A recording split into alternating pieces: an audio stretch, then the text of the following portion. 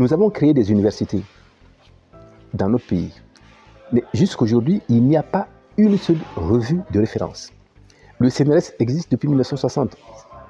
C'était un centre de l'IFAN qui est devenu le CNRS. Mais avant, il y avait la, comment ça s'appelait, je crois, c'est documentation voltaïque à l'époque, qui avait été créée par l'IFAN à l'époque. Depuis que nous avons pris les affaires en main, c'est-à-dire les Burkinabés, les voltaïques puis les Burkinabés, il n'y a plus de publication, il n'y a pas de revue. Donc nous avons des professeurs, nous avons des maîtres de conférences, nous avons des chercheurs qui se font évaluer à travers les revues des autres. Et on va surtout dire, ah, vous avez publié dans quoi? Mais vous voulez qu'on publie dans quoi? Qu'est-ce qui existe? Soit ce sont des revues internes, comme le CERLES à l'école des sciences humaines à Joseph Kizerbo, qui est très fermé, c'est géré toujours par un groupe d'enseignants qui font leur promotion. C'est pas très connu. Donc, vous trouvez des petites revues comme ça qui servent que les intérêts de quelques individus. Je suis prêt à répondre à cette question. N'importe qui me pose la question, je peux répondre avec des exemples précis. Bien. Donc, on ne peut pas promouvoir la science sans créer un espace personnel, un espace fondamental propre à l'institution ou au pays.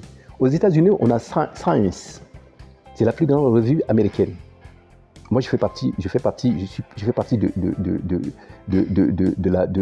l'association qui a fondé c'est une association des scientifiques qui a créé la Science. Et c'est la revue une des revues les plus lues au monde. Si vous êtes un scientifique de grande compétence, vous devez pouvoir publier dans Science. En Angleterre, vous avez des grandes revues. En France, vous avez des grandes revues.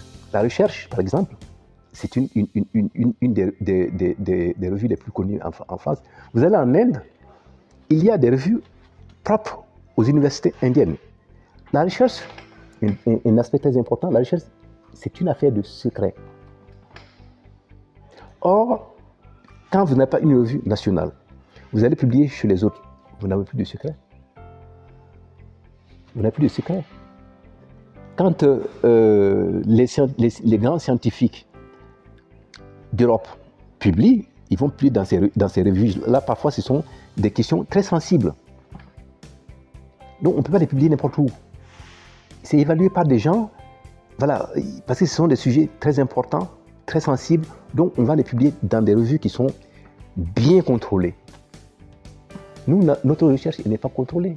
Chacun fait sa recherche pour devenir maître de conférence. L'objectif, quand tu es recruté, c'est comment arriver au grade le plus haut par tes publications. Quand tu passes le doctorat, ton objectif, c'est d'être recruté. Une fois que tu es recruté, c'est comment passer de grade en grade, de grade. Donc, or, la science, c'est pas ça. C'est pour ça que je posais la question aujourd'hui.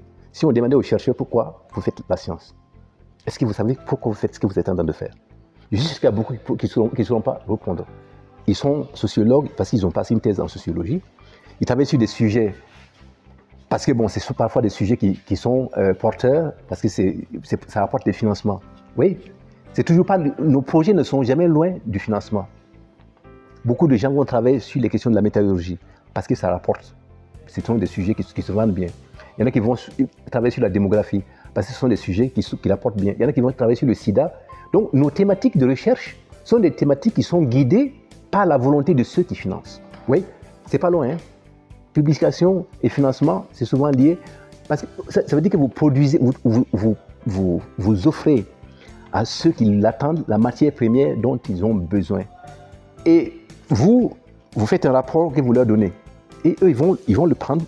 Ça va apparaître peut-être des résultats qui vont apparaître aux Nations Unies. On va dire qu'au Burkina Faso, on fait ça. Peut-être que la recherche a été faite par un Burkinabé qui ne va pas voir la couleur des retombées de sa recherche. Parce que vous avez fourni la matière première. Donc, voici la situation dans laquelle nous nous trouvons.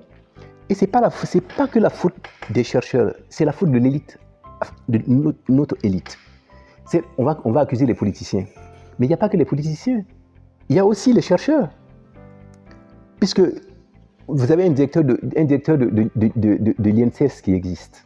Vous avez un directeur du CNRS qui existe. Vous avez des présidents d'université. Vous avez un ministre même de l'enseignement supérieur Qu'est-ce qu'ils font pour promouvoir la recherche au Burkina?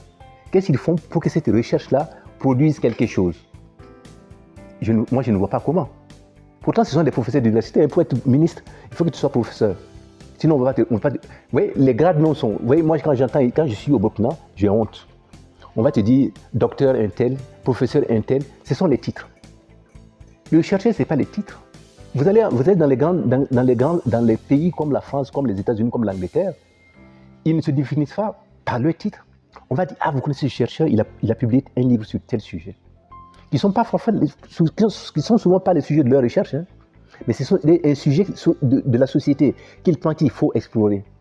Et il va publier un livre sur un sujet comme ça pour amener à la réflexion globale. Chez nous, ce sont les titres. Docteur Intel, docteur, même des ministres qui n'ont même pas, même des ministres, on l'appelle professeur ou on l'appelle docteur, alors qu'il y en a qui ne sont même pas docteurs du tout, parce que ça fait bien d'être docteur. Vous voyez, on s'attaque, les titres sont trop importants pour nous, c'est comme dans l'armée. Et un scientifique ne se définit pas par son titre. Tu peux avoir un master, mais produire des choses très importantes pour la recherche, et tu vas avoir une reconnaissance.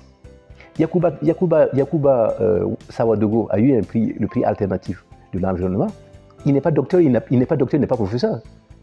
Quel est le professeur burkinabé qui a eu un prix comme ça? Quel est le docteur burkinabé qui a eu un prix comme ça?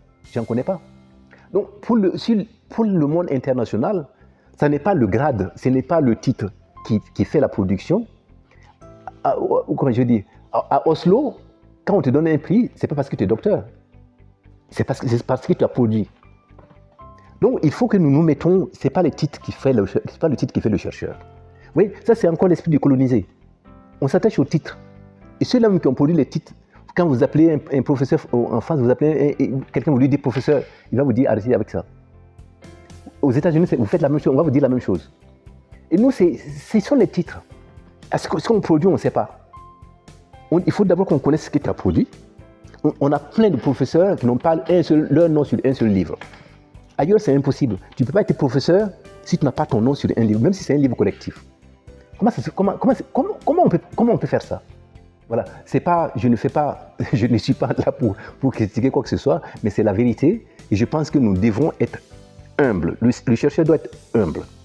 Ce n'est pas les titres qui sont importants, mais c'est la capacité à analyser un problème, à essayer d'apporter des solutions. C'est ça qui fait le scientifique sérieux.